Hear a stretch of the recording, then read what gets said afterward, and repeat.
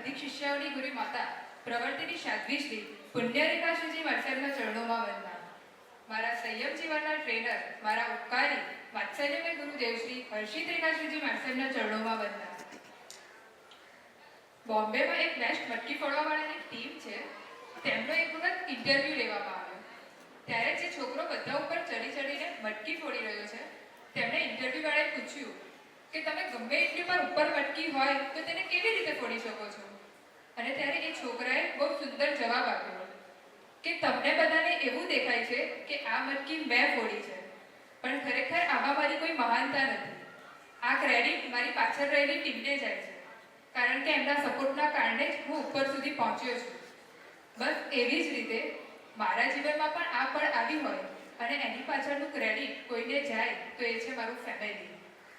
કહેવાય છે, behind every successful man there is a woman, but for me there is a family. અનાદિકાળના ભવચક્રના ભ્રમણમાં ઘણા પરિવારો મળ્યા, પણ એ પરિવારોથી મારે સંસારમાં ફરવાનું જ થયું છે. આજે મારું પરમ સૌભાગ્ય છે કે પ્રભુની અસીમ કૃપાથી મને એવું બેસ્ટ ફેમિલી બન્યું કે જ્યાં સવારની નવકાશી પણ સાથે હોય અને સાંજના ચોવિયાર પણ સાથે હોય. બંને શાશ્વતી ઓળી હોય કે પછી વીર પ્રભુના નિર્વાણનો છઠ હોય, બધું જ ઘરમાં સામૂહિક થતું.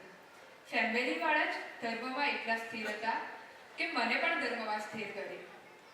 નવકાશી પહેલાં પ્રભુ દર્શન, પ્રભુ પૂજા, ચોવિયાર, પાઠશાળા જવાનું, આ બધું તો નાનપણથી જ મારા માટે કમ્પલસરી હતું.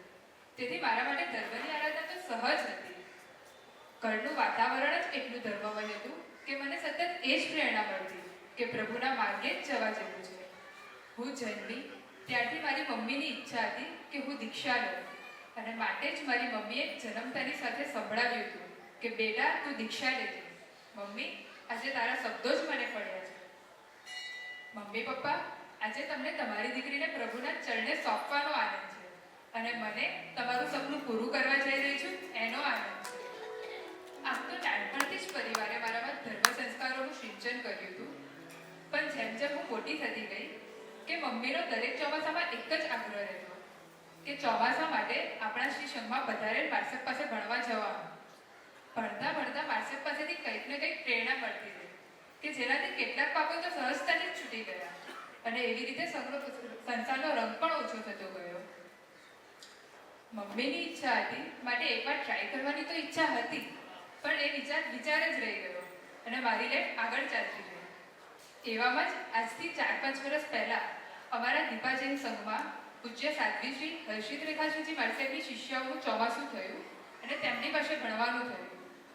ત્યારે એક સાધ્વીજી માર્સેલે મને સહજતાથી પૂછ્યું કે તમને આટલો ધર્મ ગમે છે તો તમે દીક્ષા માટે પુરુષાર્થ કેમ નથી કરતા?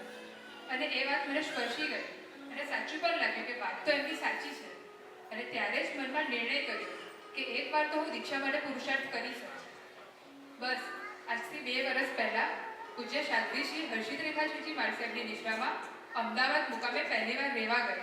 ત્યારે તેમની હૃદયસ્પર્શી વૈરાગ્યમય વાસનાઓથી મારી સંયમની ભાવના મજબૂત થતી ગઈ. માર્સેલ પાસે રહેતા એટલું તો રિયલાઇઝ થયું જ કે આત્મામાં સંસ્કારો પાડવા માટે આ જ મનુષ્યભાવ મળ્યો છે. પરમાત્મા પણ જે મનુષ્યભાવના વખાણ કરતા હોય તે મનુષ્યભાવ જો મને મળ્યો છે તો તેને દીક્ષા લઈને સફળ કેમ ના કરું? અને માટે જ મેં ડિસાઇડ કર્યું કે દીક્ષા જ લેવા જેવી છે. બસ અંતરની એક જ ભાવના છે, સાધનોને છોડીને સાધનાને કરવી છે સિલેક્ટ, રાગને છોડીને વૈરાગ્યને કરવો છે સિલેક્ટ, ઈચ્છાને છોડીને સમર્પણને કરવું છે સિલેક્ટ, મહેતા ફેમિલીને છોડીને પ્રભુના ફેમિલીને કરવું છે સિલેક્ટ. મનની કે ઇન્દ્રિયની આજ્ઞા નહીં, પણ પ્રભુની અને ગુરુની આજ્ઞાને પાડવી એ છે મારા વીરનો પરિવાર. ક્રોધ, માન, ઈર્ષ્યા નહીં, પણ દયા, કરુણા, મૈત્રી જેવા ગુણોને કેળવવા એ છે મારા વીરનો પરિવાર. ફ્લાઇટ, ઓડી, મર્સિડીઝમાં નહીં ફરવાનું, પણ જીવોની રક્ષા માટે વિચારવું એ છે મારા વીરનો પરિવાર. ગુરુદેવ જે મુહૂર્ત આપશે એ દિવસથી હું સંસારના આ જોઈન્ટ ફેમિલીને છોડીને એવા જોઈન્ટ ફેમિલીમાં જઈ રહી છું કે જે વડીલ તરીકેનું એક વિશિષ્ટ પ્રભાવક વ્યક્તિત્વ છે, જે દરેક સાધ્વીઓના આનંદનું ઉદ્ગમ, આચારોનો આદર્શ અને સંયમનું બળ છે.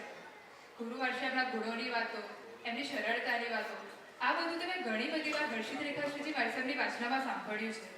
એમના મુખની પ્રસન્નતા જ એમના અઢળક ગુણોને જણાવી રહી છે. આટલા બધા સાધ્વીજી ભગવાનનું યક્ષેમ કરી રહ્યા છે, છતાં ક્યારેય એમની મુખની રેખા બદલાઈ નથી.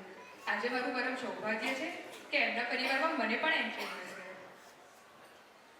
હે ગુરુદેવ, આપ મને એવું મંગલ મુહૂર્ત આપો કે જે મુહૂર્તે હું રજોહરણને ગ્રહણ કરી પ્રભુ વીરના શ્રમણી પરિવારમાં એન્ટ્રી લઈ શુદ્ધ સંયમના પાલનમાં શીઘ્ર ઉદ્યમી બનો. જીન આજ્ઞા વિરુદ્ધ કાંઈ પણ બોલાયું હોય તો ઈચ્છા